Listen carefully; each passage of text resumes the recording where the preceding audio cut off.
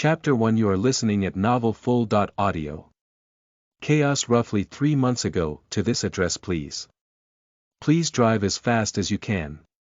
I said hurriedly as I handed my business card that had my address on it to the taxi driver.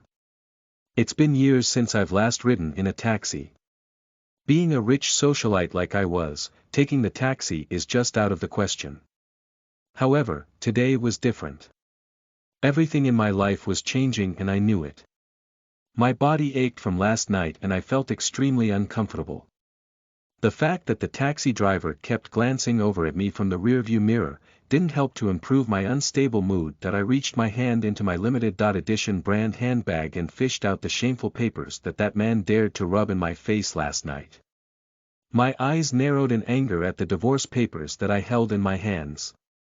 How dare he sign these divorce papers and then sell me off to another man like that? It wasn't like I didn't want to divorce from my husband. Marrying him was the worst mistake that I have made in my short life of 25 years. After trying hard to make our relationship successful for the first 6 months of our marriage, I had completely given up. After that, I have always wanted a divorce so that we could go our separate ways. However, life was always complicated, and things didn't quite work out that way.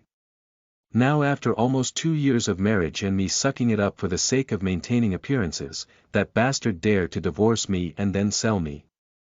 What a joke. I'm going to go and give him a piece of my mind before we go our separate ways. I pray that I will never have to see his sorry face ever again in my life. My chest felt tight, and I was breathing hard now in my extreme anger. It took all my self-control to stop myself from crumpling and tearing the divorce papers into a million pieces. Of course, I wouldn't do that. That bastard finally signed these papers, so now I can go ahead and process our divorce. Best moment of my life in such a long time. My husband was loaded, and that was probably the only reason why my adoptive parents arranged for me to marry him in the first place. He was into real estate and heads many hedge funds on top of that. He is famous for his wealth, luxurious lifestyle, and his business achievements. Basically, well known as one of the investment kings. After going on a date with him 3 times and sleeping with him once, he proposed to me, and I married him the month after, to the shock and dismay of many other single and available women that were undoubtedly on his list. I smirked with satisfaction. Now that he's willing to settle this with a divorce, I'm going to walk away rich from this sorry mess. No longer will I have to deal with him and his violent temper. Of course, I'm not dreaming of gaining control of half of his wealth or anything that's significant. Just getting a slim cut of that would already be more than enough for me to live a luxurious life somewhere on a private island for the rest of my life. I guess I could float around in the socialite circle as a rich and beautiful divorcee as well. Perhaps I should get into charity and build a sophisticated image for myself in the world. The taxi screeched to a stop in front of a skyscraper housing one of the most expensive condominiums in the city center. Why are you parking here? Park right in front of the entrance so I don't have to walk, I said before giving the driver a cold stare. Miss, there's a huge crowd and many cars are blocking the way in front of the building. I can't go on from here. You have to get out here. I'm sorry, the driver replied in a shaky voice. I sighed as I tried to tell myself not to take my devilish bad mood on the poor man. He's just a taxi driver. Breathe, Elena, breathe. I paid the driver with a thick wad of cash before getting out of the car without waiting for the change. My legs wobbled a little from exhaustion as I walked along towards the entrance of the building in my patent red high-heel shoes. The driver was right, there was a huge crowd of people and cars in front of the building. I could tell from their smell that they were reporters. However, it was the police cars and ambulance with the sirens on top that caught my attention. Did something happen in the building? An accident? Did someone get hurt? What is the building management doing? Why did they let things get so out of hand to affect the lives of the other residents like this? When I'm done dealing with my soon-to-be ex-husband, I'm going to deal with them next. Excuse me that I live here. I said as I stared down my beautiful and perfect nose at the reporters who were standing in my way. Oh my God. It's Elena. Everyone this way. She's here. Elena, please look this way. Reporters and paparazzi. This is nothing new. They're always so excited to see me.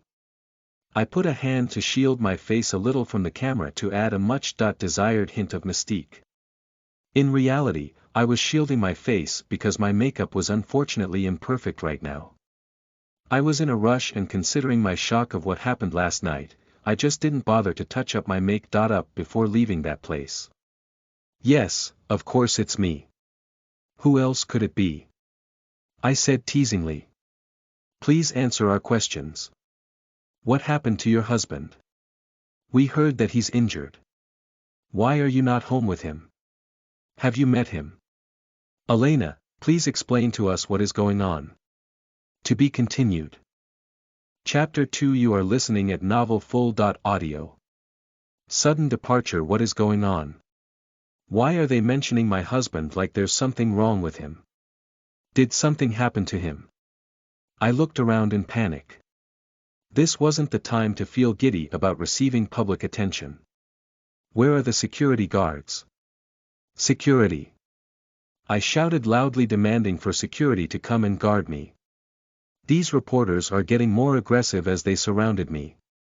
For a moment, it felt like they were going to swallow me up like a tsunami wave crashing onto the shore.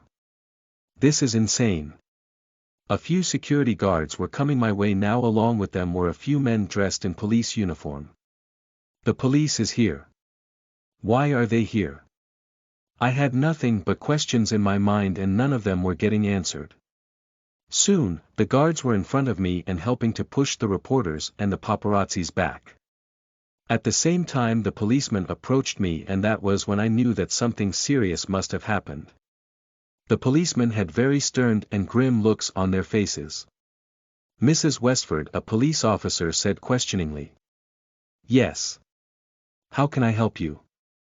I asked innocently. We'll escort you up to your room and we'll have a talk there, one of the policemen replied sternly as his eyes darted to the reporters around us. Right, it's not suitable to discuss things here in front of the press. He was right, we should head up to my place. The policeman motioned for me to go ahead of him, and I nodded politely to him before walking gracefully ahead. The guards kept the crowd parted to create a path for me to walk to the entrance of the building. The policeman followed after me, and we took the private elevator up to the penthouse of the building together. My husband and I lived in the penthouse suite of the building together since we got married around 2 years ago. I glanced down at my mobile phone and saw that there was no call nor message from my husband. With all this ruckus going on, I wondered why he didn't let me know in advance.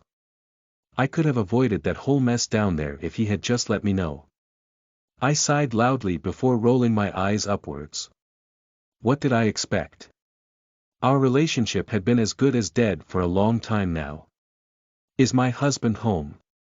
Have you met him? I asked. Let's talk when we're inside, Mrs. Westford, the police replied softly. Okay. I said with a smile. Once the elevator opened, I led the policeman to the front door of my home.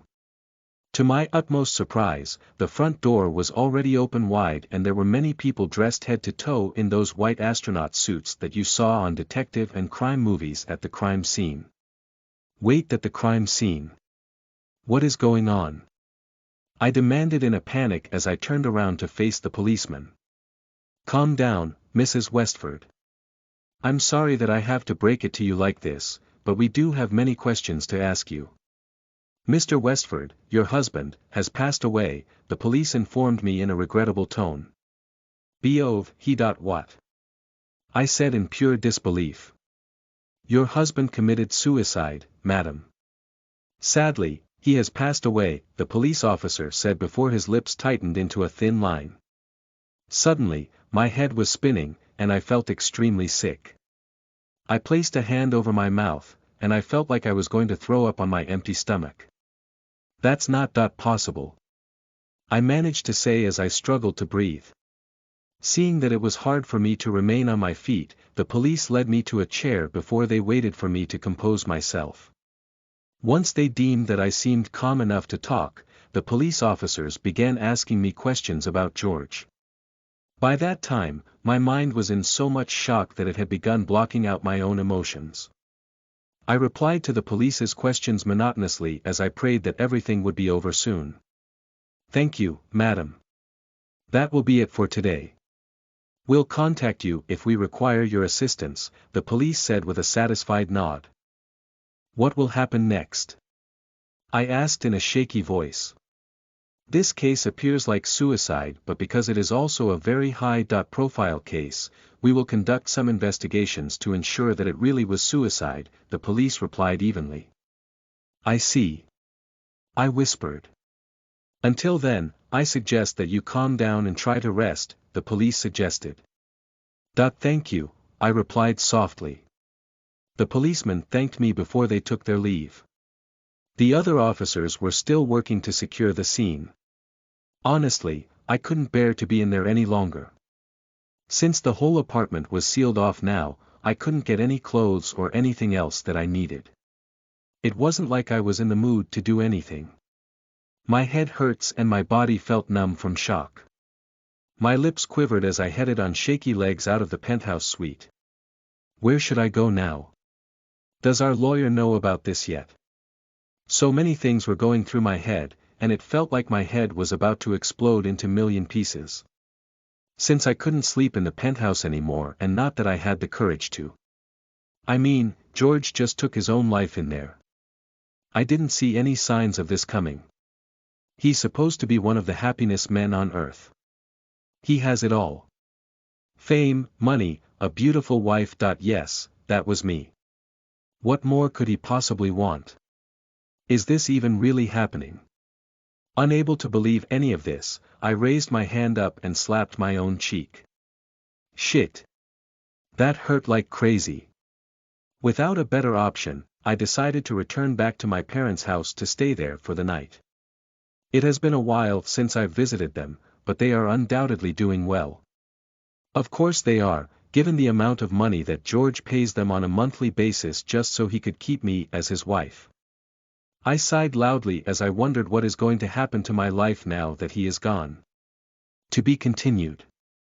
Chapter 3. You are listening at NovelFull.audio. Money obsession. Liam, where are you? I spoke through the phone. Madam. I'm on standby downstairs with the car. I figured that you'll be going somewhere. Liam said politely, but I could hear the remorse in his voice. I hired Liam as my private driver not long after I married my husband. At first, I hesitated because I liked driving myself around and enjoying my privacy in the car. However, George had insisted that it would reflect poorly on us if I didn't have a driver to escort me to places, especially if I was heading to a public event with the press around. Liam's absolute sense of responsibility made him one of the best decisions that I have ever made in my marriage with George, where everything else sort of went wrong. Thank you, Liam. I don't know how to thank you enough, I said as I felt tears creeping into my eyes. I'm about to start crying again.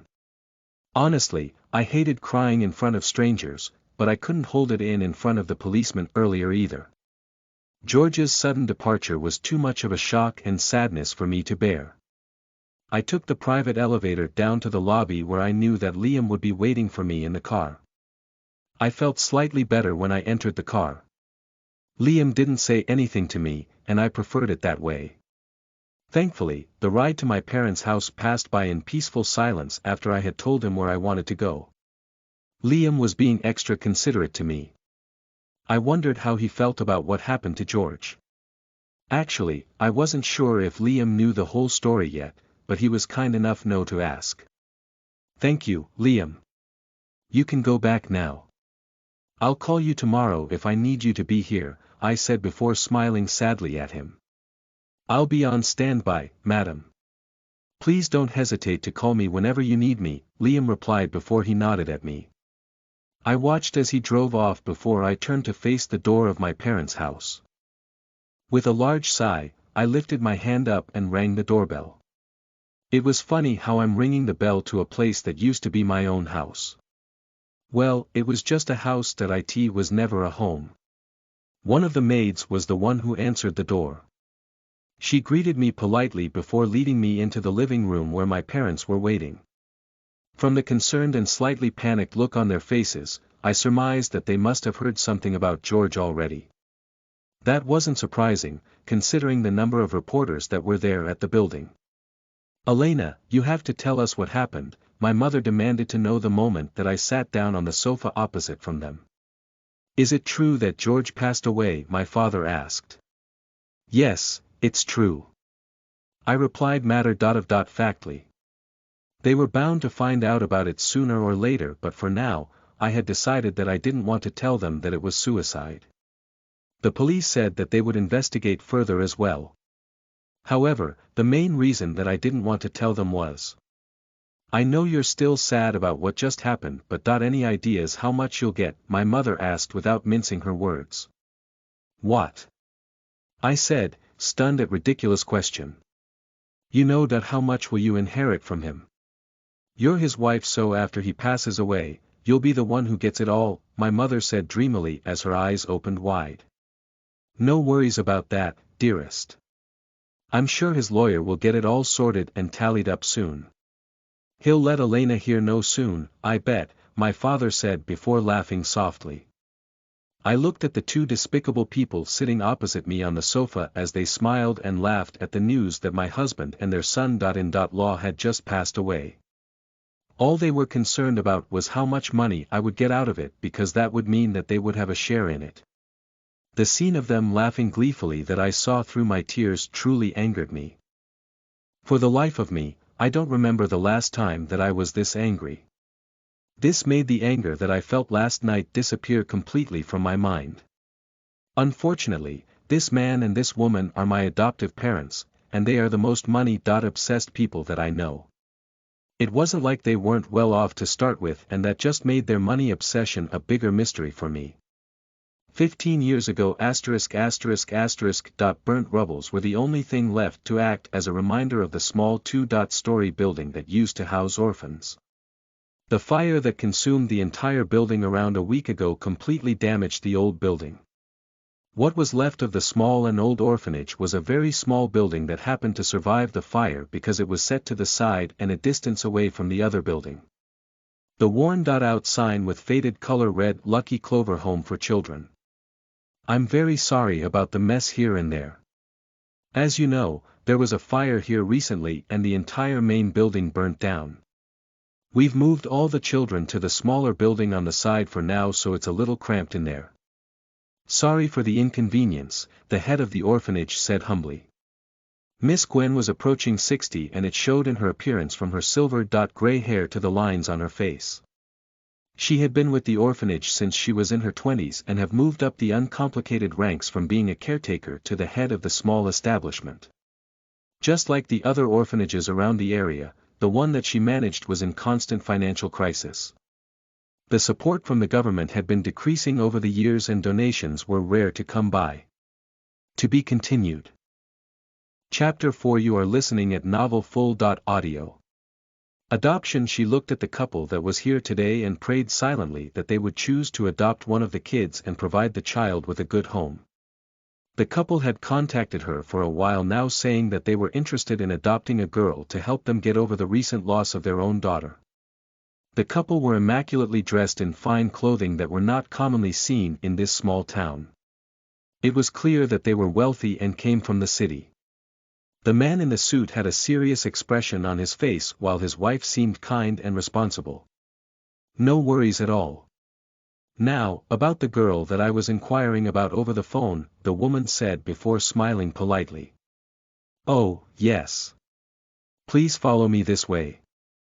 I will take you to her, Miss Gwen quickly said before gesturing for the couple to follow her.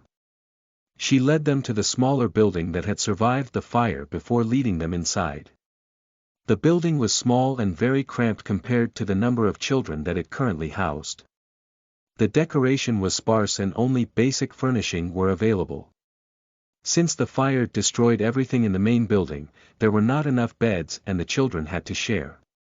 Miss Gwen was well prepared for the visit.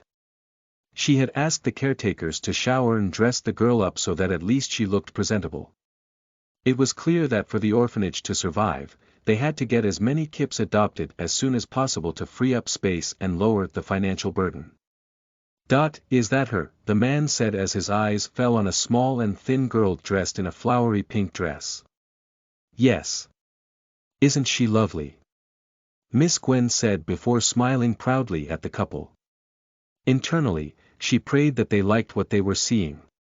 She prayed that the little girl would get adopted so that she would live a good life in the city with her new and wealthy parents. "Come over here, dear," Miss Gwen called out to the girl. The girl turned around and came as she was beckoned. The woman bent down a little to examine the girl's face. The man watched his wife silently while Miss Gwen held her breath and prayed for the best. The woman reached out a hand and held the girl's chin in between her fingers before tipping her face upwards and then turning it to the left and then to the right. Her eyes narrowed as she scanned the girl's face, taking in her features. "She has very fine skin. Beautiful hair. Nice round eyes with long lashes and a cute little mouth." "Girl, show me your hands," the woman ordered. Shyly, the girl slowly lifted her hands and placed them in the open palms of the woman's hand. The woman inspected the girl's hands and fingers before nodding. "Her nail shape is pretty, and her fingers are not crooked. She should be fine," the woman said as she turned around to report to her husband. The girl's eyes darted between the man and woman that she had seen today for the first time. She wasn't scared but she felt slightly intimidated. The girl wasn't curious or confused because she knew exactly what these two people were here for. She knew that they were looking to adopt a child and perhaps today she would be adopted. These two may be her new parents. "Does she know how to read and write?" the man asked. "Yes, she does. We make sure to educate the children here," Miss Gwen answered reassuringly. "I leave it up to you to decide if she's good enough," the man said to his wife. "Can we get her to say a few words?" "I want to hear her voice," the woman said. "Of course. Samantha dear, why don't you introduce yourself?" Miss Gwen said with an encouraging smile. "Hello. My name is Samantha. I'm 10 years old." "Nice to meet you," the girl said in her flawlessly sweet voice. "Great. From now on your name is Elena Townswell, my dear," the woman said before smiling down at the girl. "One last question, just to confirm again, this girl doesn't have any living family members, is that correct?" The man asked, his tone serious. "Yes, sir. Her parents passed away already, and they do not have any living relatives," Miss Gwen replied truthfully. "I guess it's done then," the man said as if he had just closed a successful business deal. Miss Gwen led the couple back to their car as she explained to them the next steps for the adoption along the way. Some documents needed to be sorted out for the formal adoption to go through. "You can pick her up in a few days or whenever it is convenient for you," Miss Gwen said before smiling warmly at the couple. "We'll pick her up in 2 days. Please get her ready," the woman replied as she got into the car. "Of course. Thank you so much for adopting one of ours," Miss Gwen said. The couple did not reply before driving off. Miss Gwen sighed in relief. At least one girl had been adopted and that meant one less mouth to feed. She headed back into the building where another caretaker was waiting for her. "We're so lucky that the girl didn't suffer any visible injuries during the fire," the caretaker said. "Yes. They only checked her face and hands, so thankfully they didn't see the wound on her back. It's nothing big or scary, but some people can be so picky, you know," Miss Gwen said before rolling her eyes upwards. "Let's hope they don't make a fuss when they find out about it later." "I hope the wound doesn't leave a scar though," the other woman replied. "It's unfortunate that the boy that saved her is still unconscious," Miss Gwen said before biting her lower lip. "Yes. That's true. I wished they had a chance to say goodbye to each other. After she gets adopted, they probably won't ever get to see each other again," the other woman replied sadly. That's just how things are. Hopefully he will get better soon. He's been in the hospital for around a week already. Miss Gwen said before a frown creased her brows. To be continued. Chapter 5. You are listening at NovelFull.audio. A new life. A few days later, the couple that came to see me in the orphanage returned and I was taken back along with them. I didn't have any belongings and I left the orphanage with pretty much all that I had on. While in the back seat of their car, I looked through the back window at the orphanage as the car was driving away. Somehow, I had a feeling that I would never ever return to this place. Generally, I was over the moon happy. I was able to leave without any regrets except for one. I didn't get to say goodbye to the older guy that saved me from the fire. Goodbye, big brother. We probably won't ever see each other again. When I thought that, a single drop of tear rolled down my cheek and I secretly wiped it away so that the couple wouldn't see me crying.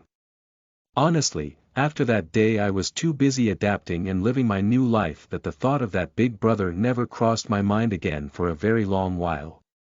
He became part of the old life that I had to leave behind. The ride to my new home was a very long one and somewhere along the journey I fell asleep in the car. When I woke up, we had already arrived. I remembered the shock that I felt at the size and beauty of the house that I would call home. The woman opened the door for me and gestured with her hand for me to get out of the car. Someone come here. Take his girl and shower her properly. Make sure she is clean and well dressed before dinner, the woman who was now supposed to be my new mother said. Without saying anything to me, the two of them left me standing there and entered the house. Soon enough a middle-aged woman dressed in a black maid uniform came and took me by the hand. She took me inside the house and directly to a very large bathroom where she bathed and cleaned me. I was amazed at the size of the house and its wonderful decoration. My real mother used to work in a house like this, but it was much bigger and much more sparkly. I've been there with her many times before when she worked, and I had time off from school. This house in front of me was pretty but smaller than that one and less majestic. However, it was still a nice house and much better than the orphanage. I wondered if I would have my own bed. I never dreamt that I would get to live in a house like this. After the bath, the maid dressed me in a pretty and very soft light pink dress before clipping on a matching bow into my hair. She showed me to a mirror where I could see my own reflection from head to toe. I couldn't help smiling a little at my own reflection. The dress made me look and feel like a little princess. The maid led me down to the dining room where a large table was set, and my new parents were waiting for me in their seat. The woman took me to my seat and helped me sit down. The food in front of me looked extremely tasty and smelled appetizing.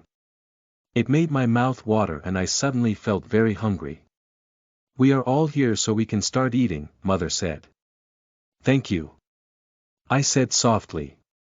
When I began eating, I could feel her eyes on me while my father didn't pay me much attention. She observed me all throughout the meal until I was done eating. No one said anything while we ate. It was when the maids had cleared the dishes away that my mother started to speak. We have to work on your table manners along with everything else, but that's okay. You have a pretty face and if nothing else that can be your saving grace, Mother said. I didn't know what to think about what she said. Honestly, I felt confused, but she did say that I had a pretty face, so I guess all was well and good.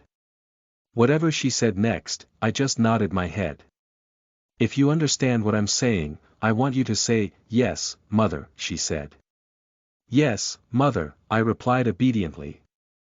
I didn't care back then if what she told me was right or wrong. It also didn't matter if I liked it or not. What mattered was that my new parents were satisfied so that they wouldn't send me back to the orphanage. I heard before that children who were adopted and sent back would never be adopted ever again. Honestly, I was scared. From now on you will live as our daughter. I had a daughter who unfortunately passed away recently. You will take her name and live a life that would make us proud. Your name is now Elena Townswell, she said as her eyes watched me intently. Yes, Mother, I said. The years went by, and I grew up. My parents invested a lot of money into me by sending me to the best schools and the best classes. I learnt everything that was necessary to hold my place in high society, from dancing, singing, playing the piano, cooking on top of regular school courses. At the age of 16, I successfully entered a highly competitive school for girls. Basically, it was a school famous for educating and grooming young ladies to become the perfect wives to their future perfect and rich husbands. It was a little before that time that I had figured out that the ultimate goal of my parents was to marry me off to a very wealthy man, all for our own benefit. Everyone in the school all talked about their dreams of marrying their dream husband. Their dream husband coincidentally all had the same characteristics. He had to be rich, famous, and if possible, handsome. For the first time, I understood what this beautiful face and figure of mine was made for. To be continued. Chapter 6. You are listening at NovelFull.audio. Superficial perfection. Having a nice figure and a beautiful face sure is nice. I wished my eyes were as pretty as yours and my lashes as long, one of my friends said before she sighed. That's right, and your waist is so slim all the time no matter how much you eat. How do you manage to control your weight? Another girl asked curiously as they both stared at me from across the tea table. Having afternoon tea with the girls was part of how we spent our school time in the afternoon. It was to ensure that we knew how to properly socialize and practice our manners at the same time. By this time, I was so used to receiving these compliments on my looks that it no longer surprised me or made me feel happy about it. Despite how people tend to compliment me on my looks, I never once felt proud of these traits that I was born with. I didn't put any effort in making sure that my eyes were round and wide or for my lashes to be long. I was simply born like this, and coincidentally how I looked happened to match with society's perception of beauty. In other words, I was born lucky. Or so I had thought. Exactly, because I didn't do anything, I didn't feel like I had achieved anything at all in my life so far. You should eat healthy food and fruits. Cutting down on cream and scones might be a good start for a slim waist, don't you think? I replied teasingly before smiling warmly at them. Piano class is so boring. I prefer cooking so much better, one of the girls said. If you can play a couple of pieces, that will be good enough to pass. I said truthfully. The thing that I had figured out about these classes was that they weren't designed to teach us to master any real skill. Rather, they were designed to quickly teach us just enough to impress our future husband and his family. For instance, you could pass the piano class if you can play a few classical showcase pieces that would make you look good if you performed them at a family gathering of sorts. Essentially, practicing those few pieces until you learnt it by muscle memory was good enough for you to graduate from the course.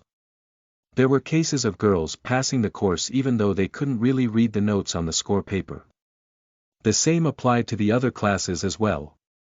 For instance, you could pass cooking if you could cook all the menu on a particular course from starters, main, and dessert.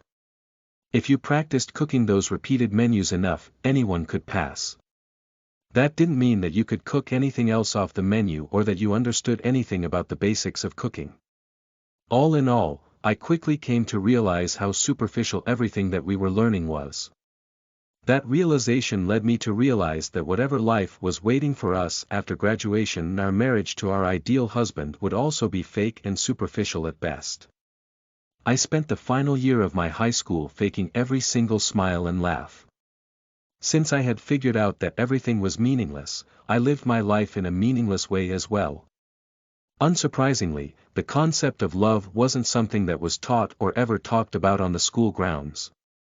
I figured out a while later that love was a dangerous concept that would threaten the very foundation that the school and the parents have worked so hard to jointly create.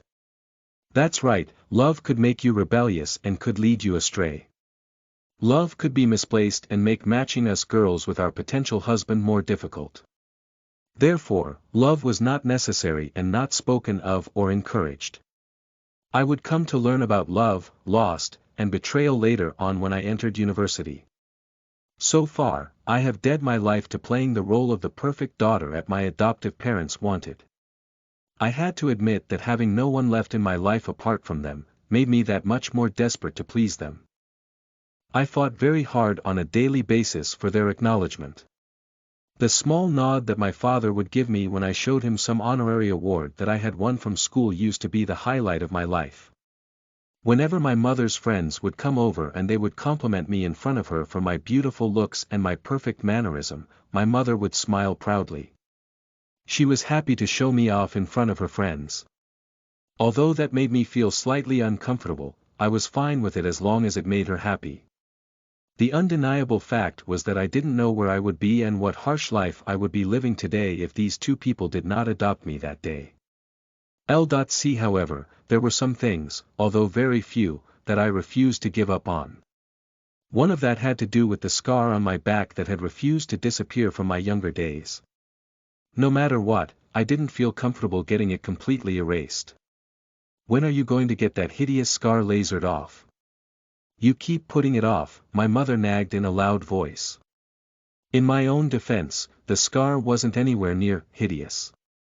Over the years the scar had naturally faded into nothing more than a patch that was slightly lighter in color than my skin tone. Furthermore, the scar was located where the back of my bra would usually cover some of it anyways. So, unless I was seen completely naked, it was very unlikely that anyone would ever see it. It's gotten better already. I don't think it's necessary to undergo any procedures, I replied meekly. That's not good enough. What are you going to do if your future suitors mind? They'll turn you down because of this scar on your back, my mother spat as she glowered at me. I don't want to completely remove it. Please. I pleaded softly. To be continued. Chapter 7. You are listening at NovelFull.audio. Holding on to the past. If you want a perfect husband, you have to start by being a perfect bride. Listen to me, my mother started shouting. I knew that the reason why I was hanging on to this scar didn't make any sense at all, but I just couldn't bring myself to erase it. I have a headache. I'm going to sleep now, I have a test tomorrow. I mumbled before turning away. You can't avoid this forever. Elena, my mother shouted after me. I ran up the stairs as quickly as I could and headed for the sanctuary of my own bedroom. Closing the door behind me and locking it firmly so that I could hide away from my mother. Her shouting seemed far away now. Running away was the option that I always chose so that I wouldn't have to fight with her directly. She'll get busy with other things, and she'll forget about this scar on my back.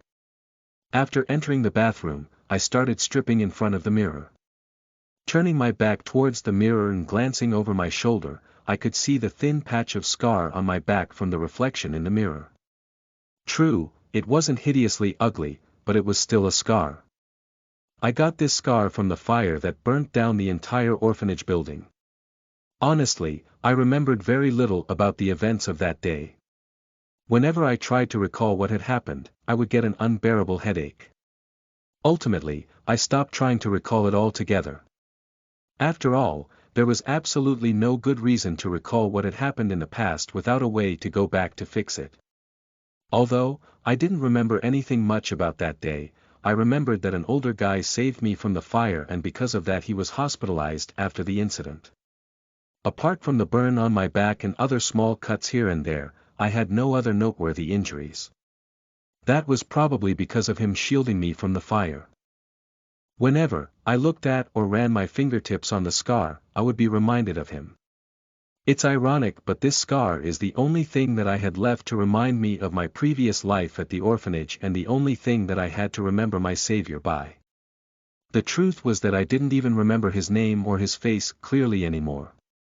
As the years went by, I remembered less and less about him until I forgot about him almost completely. What did he look like? What did his voice sound like?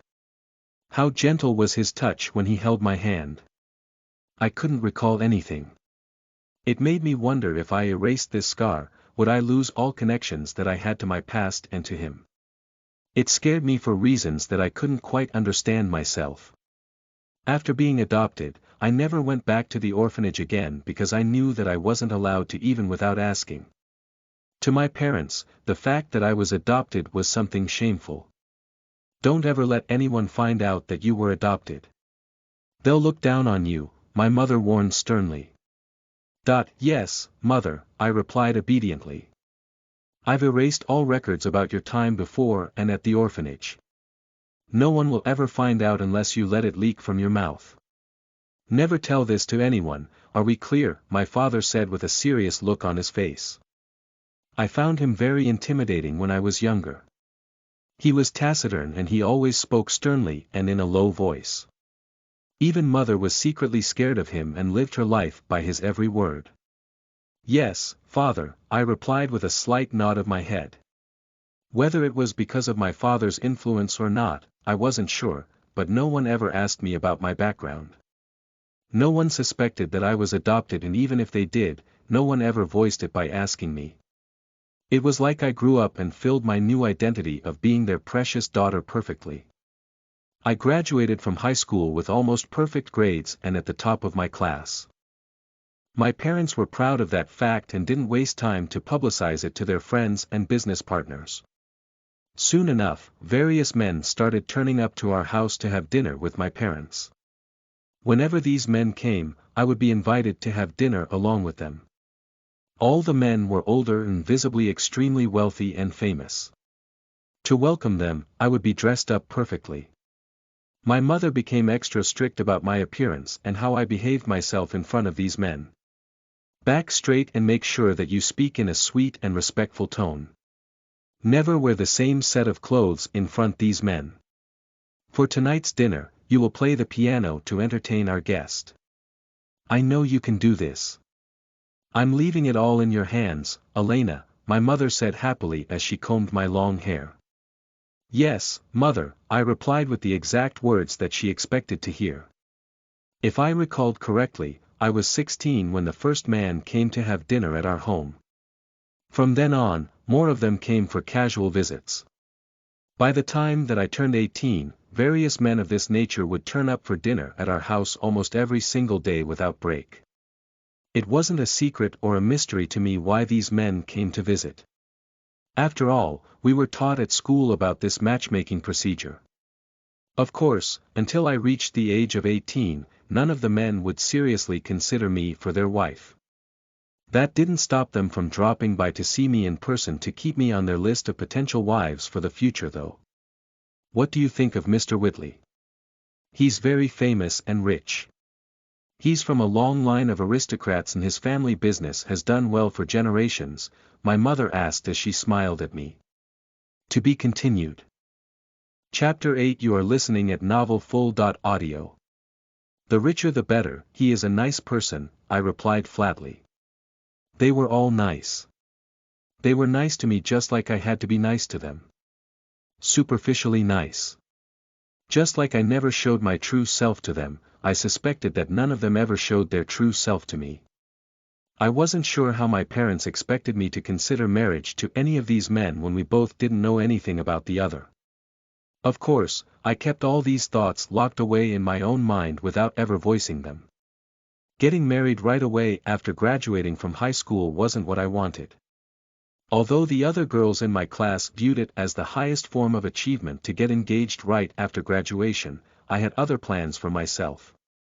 I had been thinking about this for a while now, and after almost a year of thinking, I have finally found a way to convince my parents to send me to university. Unlike the popular majors that other girls were aiming for such as the arts or design, I wanted to study business. It was still a faraway dream, but I had hoped that one day I could start a small business of my own. I felt like I had a genuine interest in business and that if I worked hard at it, I could achieve something for myself through my efforts. Selling that story to my parents wasn't going to work though. My friends got engaged recently and her suitors honestly weren't that great. Her fiancé isn't even that rich or famous. He's also much older and I don't think that he's taking her seriously, I started complaining to my mother. Little by little, I would complain to her about the guys that my friends were seeing and their fiancés. Most of my stories were true while some I admittingly spiced it up a bit to get my mother's attention. Unfortunately, unlike my friends, I did not enjoy the attention that I was getting from my suitors. BDNV. Thankfully, all the men were respectful in their approaches. However, I wasn't interested in forming any type of relationship with them. Really? Why is that? Your friends are from your school, right? My mother asked with concern. I don't know. Maybe it's just too soon for them to get engaged. Won't they meet better guys if they went to university? I asked while trying to slowly get my point across. To my surprise, Father walked in suddenly at that moment and sat down on the sofa as if he wanted to join in our conversation. My eyes widened a little at his unusual behavior. My mother had the same reaction as me because it wasn't often that he would join us. I think Elena should go to university before we find her a suitable husband, my father stated emotionlessly. It was like light was shining down on me from the heavens above after he had spoken. Finally, he's seeing things the way that I saw it. Why? That would just delay her wedding, my mother asked in confusion. That's the main point, exactly. I didn't want to get married so soon. Elena will get a more qualified husband if he graduates from a top university. She'll likely meet some other potential marriage candidates during her time at university as well, my father replied. Right. That was exactly the story that I wanted to sell. The only reason they would send me to university is if they believed that I would be able to get a richer husband that way. Whatever works. Exactly. I also think that that would be the case. I quickly agreed. My mother still looked unconvinced, but I knew that she wouldn't say anything to directly counter father and his ideas. Everything was up to my father to decide, and I prayed that this time he would side with me. Just this once. Please. It's up to you though. If you can't get into a good university, then you'll get married to whoever I deem suitable right after your graduation, my father said without so much as looking my way. What about my university major? I asked for clarification. What do you have in mind? My father asked, and this time his eyes fell on me. I gulped nervously and I steeled my nerves. I want to study business. I replied. My mother gasped in shock at my seemingly outrageous idea. Clearly, she was expecting me to choose the arts like visual arts, performance arts or music. Why is that? My father asked immediately. I could tell that he was slightly surprised. My true reason probably wouldn't be acceptable, so I had to tell him what I thought he wanted to hear. It was a great thing that I had prepared the reasons beforehand. I think that there's a high chance that I'll meet many rich heirs to leading corporations there. It's not uncommon for people to start dating during university and get married after graduation, right? And even if I don't marry any of my classmates, having a degree from a prestigious university would make many more men interested in me, I said before smiling calculatingly at my father. Correct. If you get accepted, I'll let you go to university, my father said with a satisfied smile. Really? I asked in pure disbelief. Really. But don't ever forget why I'm sending you there, my father said, and there was a hint of a warning in his voice. Yes, father, I replied obediently. It didn't matter what he wanted me to do. I was prepared to do everything for a chance to go to university. From then on, I worked hard on my university applications and interviews. The fact that I had good grades really helped me. With a mix of hard work and miraculously good luck, I was accepted into one of the leading universities in the country.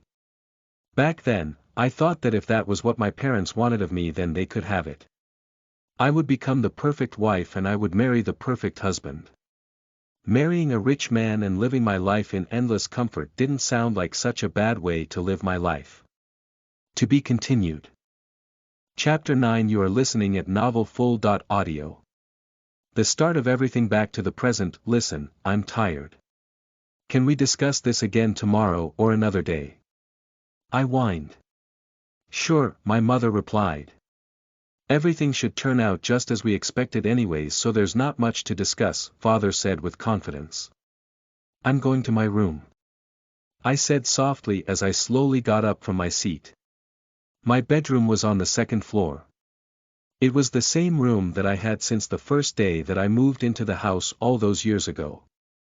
I used that room up until the day that I married George and moved out of the house. Of course, during university I moved out for a bit to live closer to the university, but that was about it. Sleep well, daughter dear. When you wake up, you'll be a billionaire, my mother called cheerfully after me. I rolled my eyes, knowing that they wouldn't be able to see my reaction with my back turned towards them. Without bothering to turn around, I continued on my way to my bedroom. Their sounds of joyous laughter haunted me all the way until I reached the base of the stairs and ascended up to the second floor. Those two are going to experience the shock of their lives tomorrow when they find out the truth. Let's see who's going to be faster. Me waking up and telling them or the news report in the morning. Finally, I arrived at my bedroom. Quickly, I opened the door and marched in before closing and locking the door firmly behind. This room just feels like a tiny world on its own where I could hide away from the chaos and everything else that was going on in the world outside. Reality was harsh for me, and for a while, I just wanted to hide away in this room just like I did when I was a kid. A few steps on my shaky legs took me to my bed, where I lay down on my stomach, burying my face into the pillow. I closed my eyes and willed for all of this to be just a bad dream. Everything since the moment that I was adopted by them until the moment that I discovered that George had taken his own life.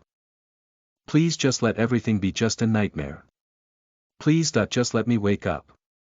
It wasn't long before the tears that I had been desperately holding it came bursting forth. I wailed and cried into the pillow to silence myself. Why is this happening to my life? I tried my best to do what my parents wanted, and look where I ended up because of it. At only 25, I was on the verge of getting a divorce, and then suddenly, I am not a widow.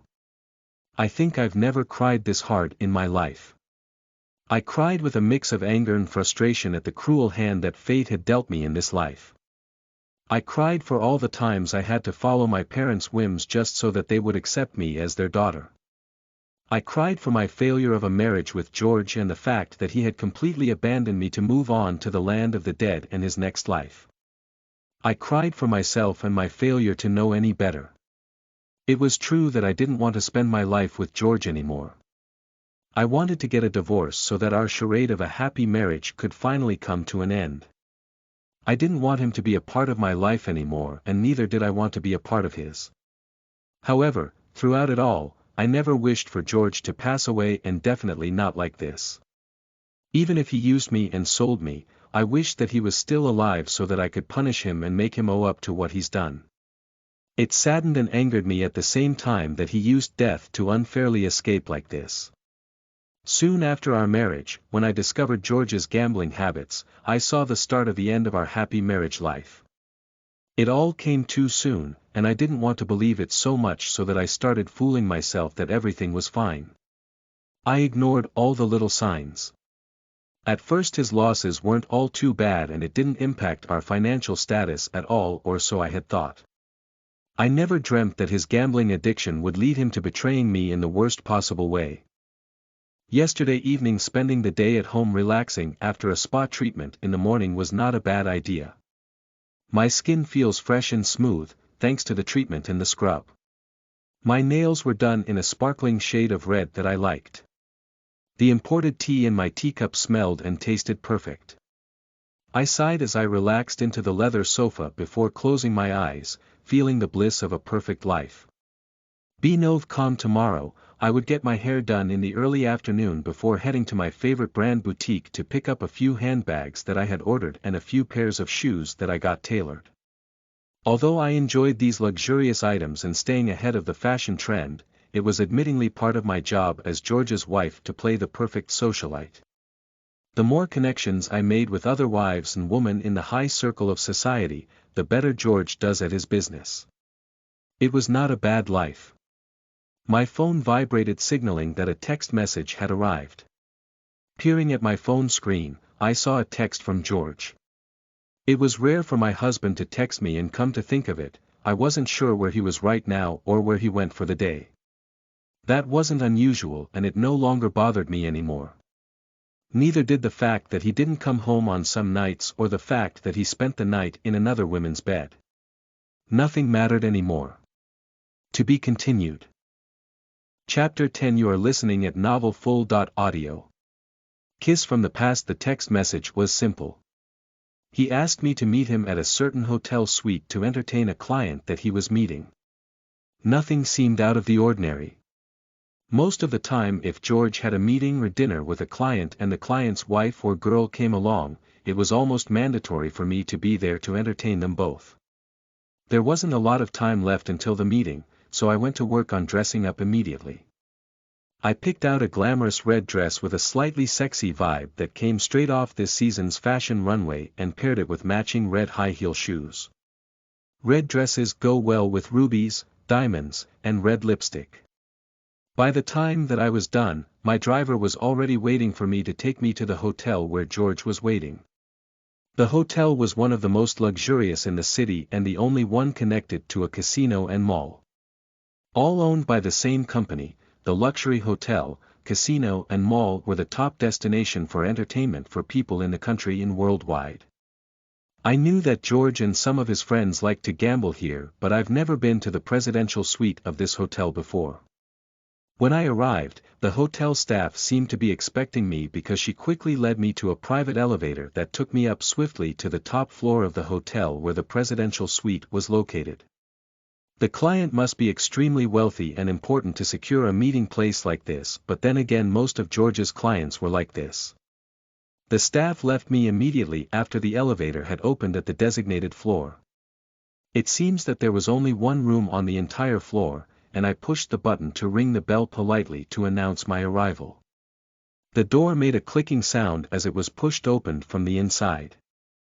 I plastered one of my most gorgeous smile on my face to greet the client, but before I could say anything in greeting, my wrist and my waist were grabbed roughly, and my body was being hauled into the room. Shocked at this sudden development, I let out a small cry of surprise as I found myself in the room with the door closed and locked behind me. The room was dimly lit with orange light, and I couldn't see very well at first. I knew right away that the man who had just pinned my back against the door wasn't my husband. It all happened so fast that the next thing I knew I was trapped between the man and the closed door with his lips were crushing against mine. He expertly pinned my wrist to the door as his other hand held my chin so that I couldn't escape from his aggressive and demanding kiss. His lips on mine were warm and so was his wet tongue when it thrusted in between my lips into the depths of my mouth. Struggling against him proved to be completely useless. Although I couldn't see him clearly, I knew from his body pressing against me that he was muscular and very tall. His tongue moved restlessly as he explored every nook and cranny of my mouth before dancing around with my tongue playfully. He's a good kisser, I'll give him that. Many questions entered my mind while the man was busy kissing me. First, where the hell is George? Second, who is this man? Not just anyone could book a presidential suite on top of this hotel. Third, how do I get away from him? The kiss quickly got deeper and more heated as he began sucking on my tongue while his hand slowly ran down from my neck to the curve of my chest. He groaned seductively into my mouth, and I heard myself let out a soft moan. The man pressed his body closer to mine as he pushed me up against the closed door before wedging his thigh in between my legs. He pushed his leg up against my pussy and I moaned into his kiss. Whoever this man is, he's very good at this and he knows exactly what he's doing. Although I enjoyed his kisses, it was probably about time that I bit his tongue off. I can always apologize later and bat my fake eyelashes if he turns out to be some ultra-influential guy. Not that any bastard who did this should get off the hook. Suddenly, the lights in the room flickered open and I squinted my eyes as my eyes adjusted to the light. The sight before me made me gasp in disbelief. Surprised, a deep man's voice asked mockingly. What the hell? Brandon. Wait. Why are you here? I asked, still breathless from shock and his passionate kisses. I couldn't believe my eyes at first. Even though I knew that he was still alive, for me, it might as well have been like seeing a ghost. Because for me, this man should have been nothing more than a ghost in my life after he left me around 2 years ago. My mouth hung open at the sight before me. Ash blonde hair with striking gray eyes. These eyes were the eyes that I fell so madly in love with. These eyes that seemed like they could see through and understand everything and everyone. Blue suit and matching pants with his signature black turtleneck sweater. This is Brandon, the CEO and largest shareholder of Renix Corporation, the largest IT security company in the world. Basically, he's the owner of the whole Renix empire. He started this company from scratch on top of inheriting his family's large chain of hotels and casinos, which was where we are right now. I should have known when I received the address. Why didn't I notice it earlier? Brandon. He owns this hotel, casino, the mall, and all. Shit. Where did all my brain cells go? Unfortunately, he's also my ex-boyfriend from my university days. To be continued.